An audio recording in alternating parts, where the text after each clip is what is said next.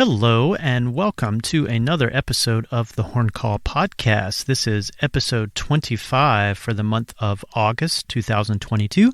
My name is James Bolden. I'm the publications editor for the International Horn Society and your host.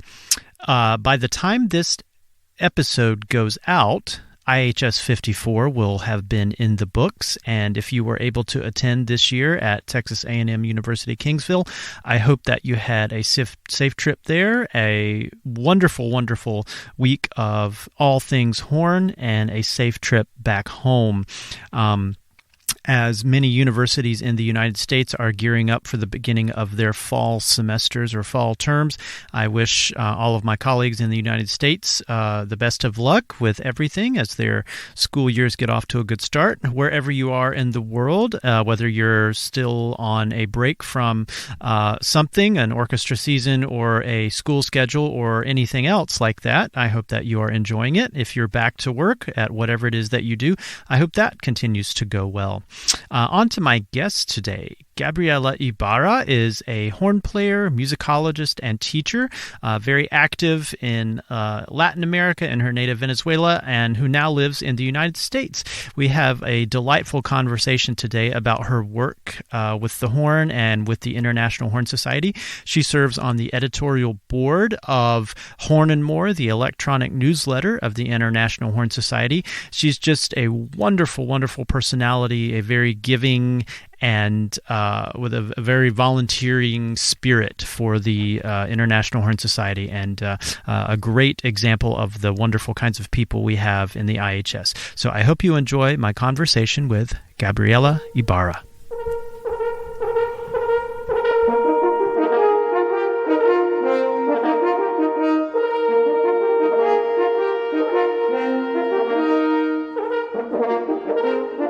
Yeah, and thank you so much for talking with me today, Gabriella. I'm excited to get to know you a little better. We've corresponded by email quite a bit, talking about, an article in the Horn Call that you helped, make sure that it was brought to our attention, and it's going to be in the May issue of the Horn Call, and then I want to hear about all the interesting things happening in Latin America.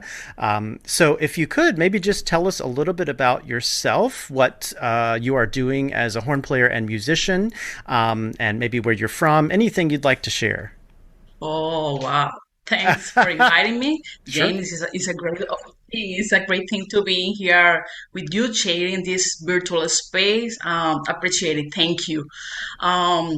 Thanks for the opportunity to give space to talk about Latin America, because this is a special time where the International Horn Society has this space. For me, it's like to be a bridge, to be connecting the people. For me, that's important.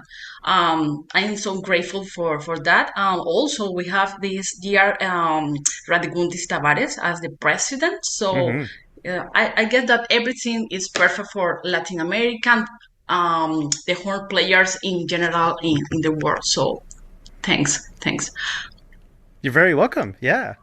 So you're from Venezuela? Is that correct? Yes. Okay. Yes. So, and where did you go to school, and where did you get your musical training? Well, I started at 5 years old. I started in the conservatory at my city, and then I just started with El Sistema. I don't know if you know about this musical movement that is a pedagogic program in Venezuela. Is really popular right now in United States and everywhere. But I started there with the horn. And my experience was so funny, because I just started like a Monday with the instrument, directly with the instrument at 11 years old. Next Friday, I was playing in a concert. I don't remember. I don't remember exactly how it was the concert, but in the Sistema, the process is so fast. They try to put the instrument directly to the child at the first moment. So I started like that. After that, at 17, I started with the professional orchestra in my state, in Maracay, is the city.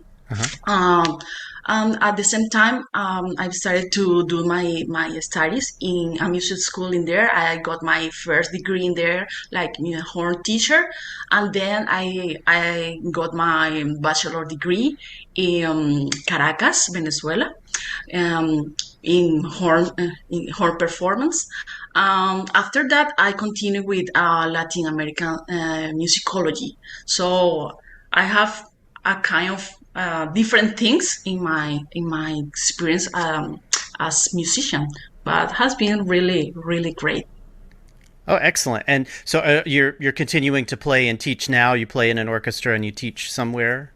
Well, currently I'm not teaching. My last experience teaching was in Dallas because I was living in there. Was directly with a program, the young musicians program, Oh, okay. with the Dallas Symphony Orchestra. They are they are trying to imitate the same system, like El Sistema. Yeah, they work with elementary schools and they provide the instrument. There are a lot of kids coming every afternoon, and it's a really beautiful program. But with the COVID thing, with the pandemic, I just Right. stopped that and moved to Florida. So that was my last experience teaching here in United States. But in Venezuela, I worked as teacher from 2009 until 2018. So was like 10, 11 years Okay. teaching Oh, in oh, there. are you in Yeah. Florida now? I didn't know that. Yes, Oh, where yes. in Florida? Orlando, Florida. Orlando. Oh, okay. I'm just a couple Yeah. of states over in Louisiana. So, Oh. yeah. It's hot here now. Is it hot there? It's not hot. It's a really good weather right now. The sun is really pretty outside. Yeah, but it's not hot. It's not hot. Well, that's Yeah. good. Yeah. So, if I could I ask you a little bit more about El Sistema? And I think most people have heard of it because of, there are some very famous musicians like Gustavo Dudamel who've come out of that program. But could you talk to a little bit about what the training is like? Do you take private lessons every week, or do you study in a big class with other instruments, or is it all the horn players together? Well, basically in El Sistema, the main thing is play the instrument. So every week you have like your individual class. Also, you have master classes, and you have brass sections classes too. And Mm-hmm. every day the orchestra. So the main thing is the orchestra. So they are trying all the time to bring teachers from Europe, from United States, from outside to show the kids different things. Right now, the situation is not so good in Venezuela. I know that those activities has been decreasing, but the movement is still alive. So they are doing still things. In fact, there is national horn school. I admire them because the teacher they are doing all that they can for keep the student motivated for being every time doing their best because the conditions are not the best right now. I That's see. the truth. I That's the see. truth. But you have, I would assume you have fond memories of the system and growing up in that and just being surrounded by music all the time. Yeah, that is just like a lifestyle because you are going to be all day, every day involved in music and concerts. And that's great for a kid. In my case, my mother used to love the music all the time, but she wasn't able to take music education. Hmm. So for her was like a big thing to Hmm. to have two daughters doing music. So was the transition from going from El Sistema, you left that at 17? Is that when you left that program and went to university, or? Well, at 17, I started to work in the professional orchestra, but basically it's the orchestra from the El Sistema. So Okay, I see. because they have the orchestra for the little kids like the young orchestra, and then the professional orchestra. So I see. I started with them like in when I was 15 years old, but at the same time I was doing my high school. So for me it was I wanted to be all the time playing, but I couldn't. So at the Right. first moment when I finished my high school, I went directly to the orchestra. So Okay. mhm, That's 20, 21 years in a row playing with them. So Oh my goodness, that's amazing. And to mhm, start so young playing professionally at yes. 17, that's that's pretty awesome. And what was it like studying the horn at university in Venezuela? I have a pretty good idea of how things work in the United States, but of course, it's different in Europe, it's different in Latin America, different in Asia and different places. So it might be interesting for listeners, especially in North America, to hear a little bit more about how the university system in Venezuela works for music. Well, in my case, I was fortunate to go to the UNEARTES. UNEARTES is a university just focused in arts. Only musicians, people that study theatrical things, dance, everything Hmm. related with the arts. So I did my study in there, but at the same time I was working at the orchestra. So Mm. for me it was demanding, but fortunately there was a program, a special program for professional people. So they let you go only like 3 days per month. It was intensive, Mm. all day long, um, and that was the way I could make my studies in there. So it was a lot for me, but I did it. Well, that's Yes. yeah, I that's also was traveling because it wasn't in my city. It was 2 hours. Uh-huh. So Oh, so you had to yeah. travel back and forth. Well, that's Yeah. fantastic that they were able to work with you to where you could complete your studies and still play in the orchestra. Yeah. The orchestra at the same time was was supporting all the time the musician who decides to take the studies. So Hmm. I have to thanks to them because they let me do it. That's awesome. And is it typically in Venezuela a 4-year program for college, or does it vary? Well, in my case, was a little more because, Hmm. as I say, the program wasn't every day, you know. Right, right. Um, but basically, yes, 5 years is the regular program. Okay. Sure. Also, in the years when Hmm. I was studying, I was pregnant, so I had to stop Sure. my studies, my traveling, the playing.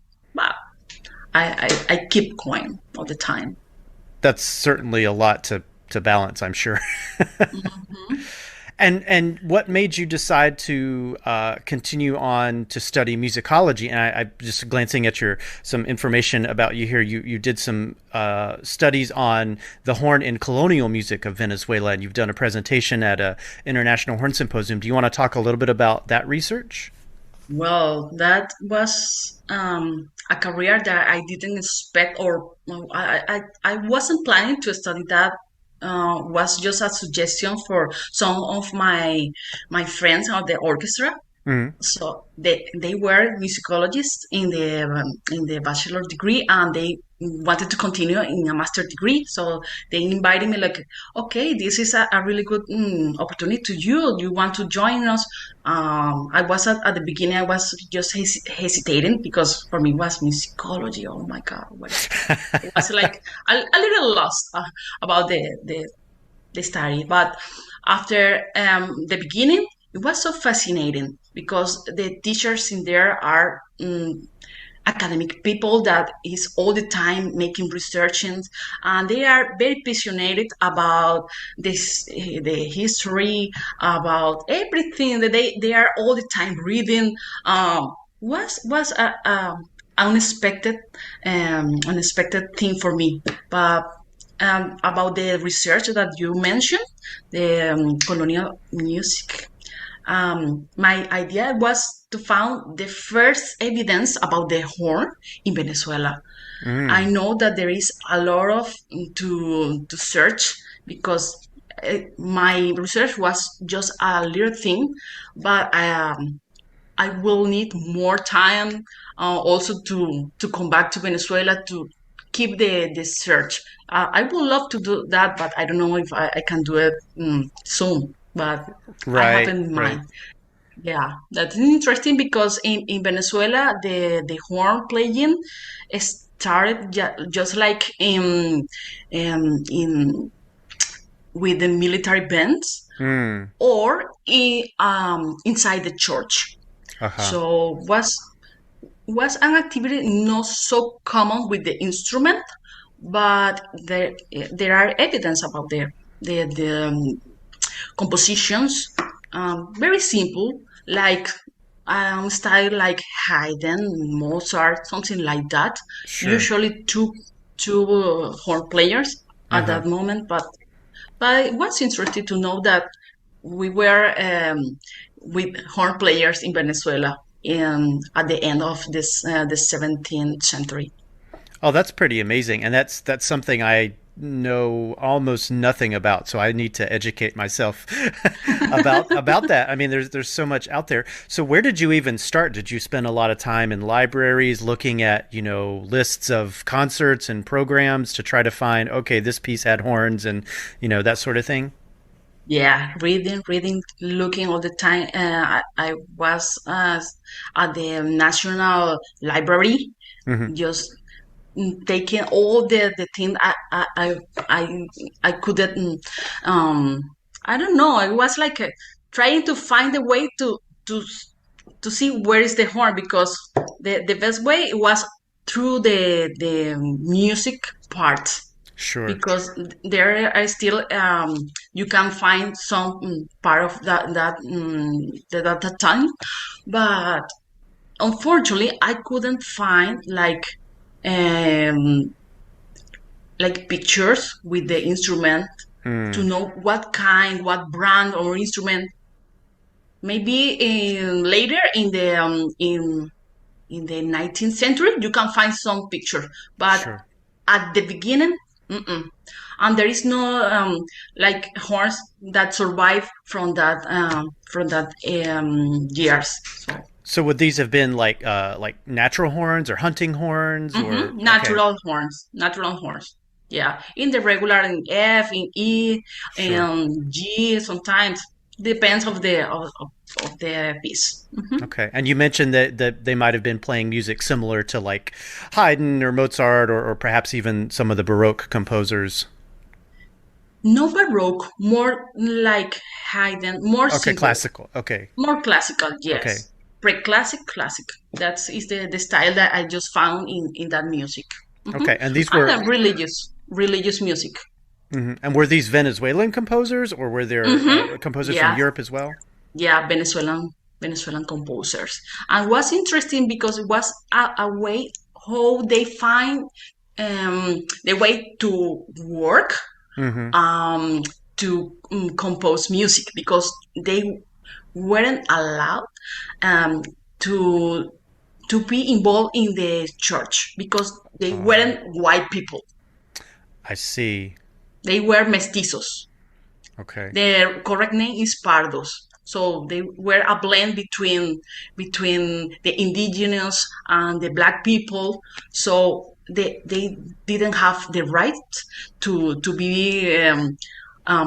be doing works that only were designated for white people, but they I see. find a way. Also was a music school under the conduction of a father. Soho is the name. This father, he loved the music, and he started to teach the music to these people. Hmm. Was like a generation of composers, the first generation of composers in Venezuela. Mhm. Okay. Now, if for someone like me who doesn't know much about this, is there a good place? I assume your research, and is there a good article or book to try to track down that would kind of give us an overview of, this is the basic history of the horn in Venezuela? Where would be a good place to start? Well, the article I haven't published it. I haven't published it. Well, I'm waiting for exact the moment when I was in Belgium Hmm. in their Jerome Billiet. He Yeah. asked for the people that was interested to publish the all the the articles in a book, but the book hasn't been released yet, so Oh, I yeah. don't These have things take a idea. lot of time. Yeah, yeah, it's supposed to be like for the last year, no, but we don't have any news about that now. Oh, I see. Well, I mean, this was just that was the symposium in 2019, right before COVID, because the next 2 years were virtual. Yeah, so Right. yeah, it's going to take a little while to get things back up and running, I'm Mhm. sure. But Yes, well, yes. that's excellent. I look forward to reading more about that because again, it's Well, maybe there's so much out there. yes, maybe I just can write something for the horror more. Yes, that would be excellent, or something for the horn call. We would Yeah. love an article like that. Yeah, absolutely. Um, So tell me, speaking of Horn and More, so you're on the editorial board for that, and could you talk a little bit about how you got involved with the International Horn Society, and then what led you to becoming a part of the editorial staff for the e-newsletter? Well, everything started around 2016 when Christina just sent me an email asking me for help her to translate some articles into Spanish. Okay. So after that, uh, we just continued doing that eventually, not all the Hmm. time. But for me was the perfect the perfect time to start to be involved with the International Horse Society from Venezuela because I Hmm. was that time I was living in Venezuela. Hmm. So after that, I just continued every time when someone from the Horamor requests something, I just say, okay, I can help you. I have my pleasure. Yeah. So this year has been a little more formal because Mike Hmm. just asked me, "You want to do this for us? We love to know more about Latin American or people." I say, "Of course, of course. That is amazing. It's amazing." Well, thank you so much for doing that. Yeah, it's what an amazing team he's put together for that e-newsletter. So, and you're talking about Christina Masha Turner, who was the just prior to Bernardo Silva, the IHS vice president, and she was also in charge of the e-newsletter. Now, how did you two meet? Did she meet you at a symposium, or how did she get in touch with you?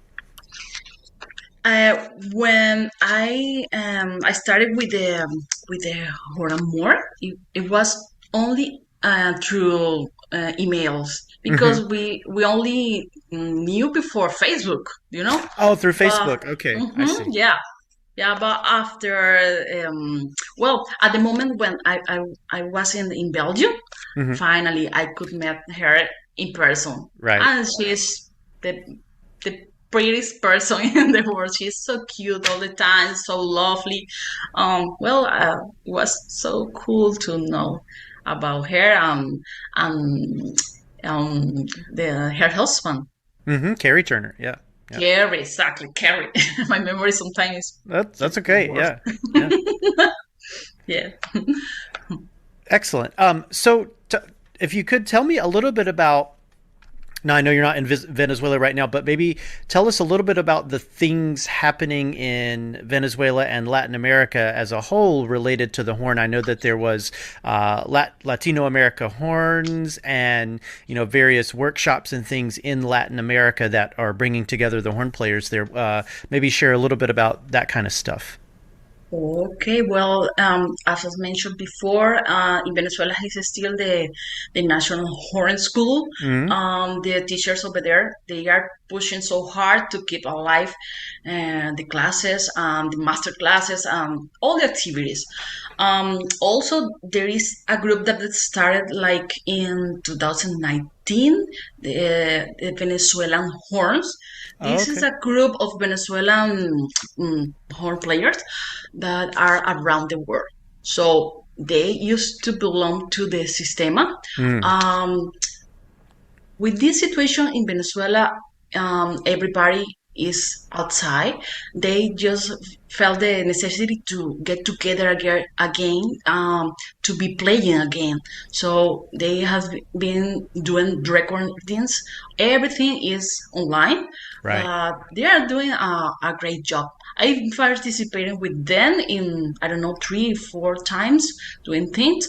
Um, I all the time admire that kind of work because I know it's so hard. I know that they feel that they are still connected even if they are not in Venezuela. So, Right. Right. And that, that's mhm. always your home and where you're from. And it's, even if you go halfway around the world, it's always a place you feel connected to. Exactly, exactly. About what you say about the Latin American horns. This was a movement that just started in the 2020, Mm. just in March, when everybody was like, oh my God, what is happening? We don't know what to do. Many people in their houses without being able to get out, to work, to nothing. Um, the idea came from Israel Oliveira. I don't know if Mm-hmm. you Mm-hmm. know him, and David Thomas.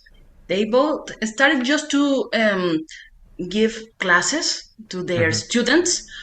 The first thing I just knew about that was because Israel just included me in WhatsApp in a large group of people. Uh-huh. So I wonder what is this? I don't understand.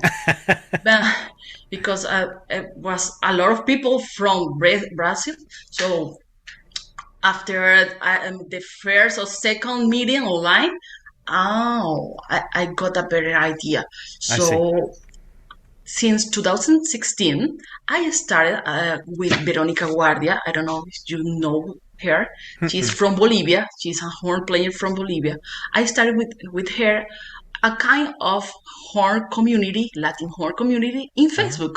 The name Oh, is Red Latinoamericana de Cornista, Latin American Horn Players Network, something like that in mm. English. So when I just realized that Israel started with this group, I told Veronica, I guess this is a good moment to join them, Sure.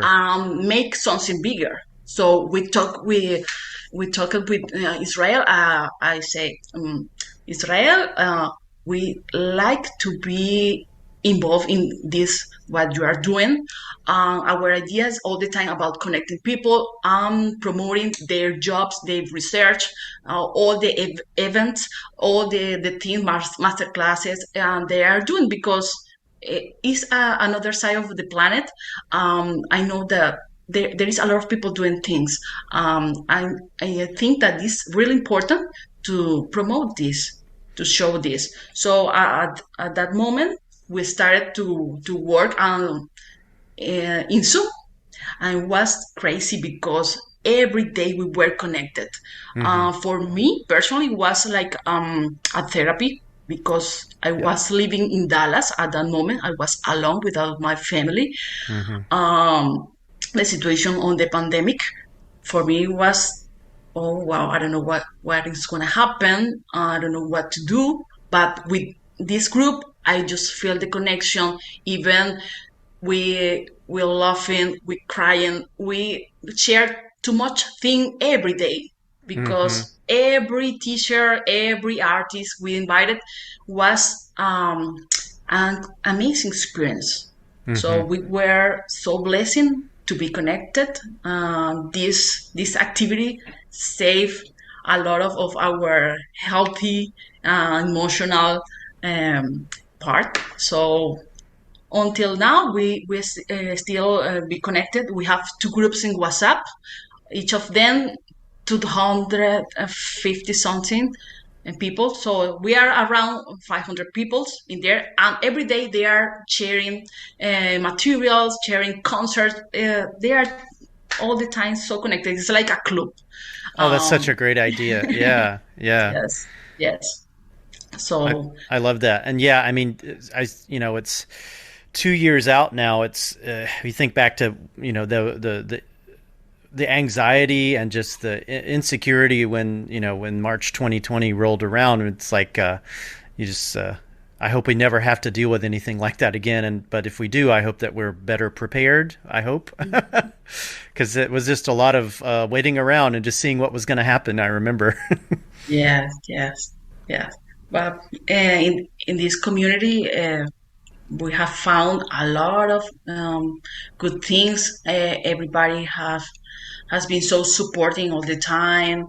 I guess that this is a good thing that we didn't imagine that is gonna be Right. happen, but has been so good. Also, I don't know if you knew about that, but we had the opportunity to do the first and the second encounter for female horn players, Latin American horn players. Oh, okay. So Sarah Willis was involved with us, and we have like almost 100 horn players, women's. So it was a really good thing to talk about our things, because sometimes women's are not the the most of the horn players are men. Right, Yeah. right, yeah. So There's sometimes, an international women's brass conference that exists yes. for that reason, to promote women Mm-hmm. as brass players, because Mm-hmm. it's getting better, but historically women have been very underrepresented in the Mm-hmm. ranks of brass players. Yeah. And sometimes in Latin America, the culture doesn't help a lot to get the respect the women deserve as brass player too. Well, it was interesting to do that. Mm. At some point, was hard to listen real stories about what happening to other girls. Yeah. Right. And what I was going to ask you about, who your musical inspiration and role models have been, and that's kind of related to that idea of it's so hard to know what's possible if there's no one to look up to who's doing something that you could see yourself doing, when you're a kid. And if it's not, if you don't know that that's even an opportunity, it's hard to know that you can, become a professional horn player or be a brass player of any kind if you don't have any role models. Well, I guess that my main role model, my two teachers, Mm. Fernando Mora, my first horn teacher, and then Joel Arias. They both studied in Europe. Mm. They both were so supporting all the time, because I was just a girl when I started with them. After that, teenager and adult, they were all the time showing me know all the best about the horn player, giving me recordings, pushing me to do things. They all the time were my best friends all the time.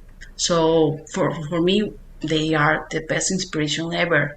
I know that sometimes people can talk about the big artists in the world. Of course, they are really inspirational for everybody, Hmm. for sure. But in my case, they are really a good motivation. Joel Aria, for instance, he inspired me to go to the symposium, because he was all the time assisting to the symposium. Hmm. I can remember now that in 2004, he was in Spain. He was Mm. guest artist over there. For me, it was so fascinating to listen him all the time saying, "Oh, I was listening." This artist that was playing this new piece, doing a lot of stuff that for me was another word that I just needed to know. Hmm. So um, also I consider that both of them are persons that are all the time open to give too much to the people. Hmm. They are no they are not selfish. They are so open to any person, not only from Venezuela, from everywhere. So for me, that is important to give all the time what you know, to try to connect, to help the others.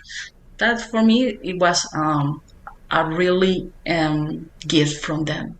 Well, I can tell that they had a huge influence on you because you're doing the same thing. You're being so helpful and helping connect people and being very giving of your time and efforts and talent. So I on behalf of the IHS, we're all very appreciative of that. Gabriella, if I could ask you a little bit about, again, I always like learning about new music and new composers for the horn. Are there some Venezuelan works for horn or Venezuelan composers that you really like that maybe other people outside of Latin America might not know about? Or we could expand that to include any Latin American composers who have pieces for horn that, that maybe you and people from Venezuela or Latin America know really well, but that maybe other people don't. What would be, some pieces we should check out and listen to? Well, right now I can remember that there are two concerts from Inocente Carreño. Okay. He was a horn player. He played at the Venezuela Symphony Orchestra. Okay. At the beginning of I don't remember, but it was one of the first horn player at the 20th century. Okay. Also, he was composer. He made a lot of composition for orchestra, really beautiful pieces. But he had two concerts that are really good concerts. Also, there is another friend. He is Jose Luis Colmenares. He do the premiere of his double horn concert. Maybe it was in 2016, 17. I don't remember exactly. It was before I just came here, but it's a really nice concert too. Okay. It's for two horns and the orchestra. But the best thing is that the horn players at the orchestra, they have to play so hard too all the time. It's like a marathon. You finish the concert like yeah. But it's so great. Right now I just can't remember those work. Okay. Okay, I'll have to check those out. And Inocente Carreño. Okay, and then who was the other composer? Jose Luis Colmenares. Okay, I will have to check those out. Thank you so much. Sure. If you want, I can find a list of things from Latin America, because also in Latin America horns, we try to do a contest for Latin American compositions for the horn. Ooh, so yes, we did that, and we are waiting to do the premiere of the winner. Maybe the next year, because all this thing about the COVID has been a little hard for us, but we want to do the premiere in Brazil. Oh, excellent. Yeah, please do send that to me. I'll include it in the show notes, and if there's links to anything, I can put those in there. So yeah, there's at least 2 or 3 horn call articles in there if you can find the time to write them or find someone else to help you write them, or that would be excellent. I'd love to read more about some of those pieces. Sure. Well, thank you. And Gabriella, thank you so much for sharing your time and enthusiasm. It's just been really fun to talk to you today.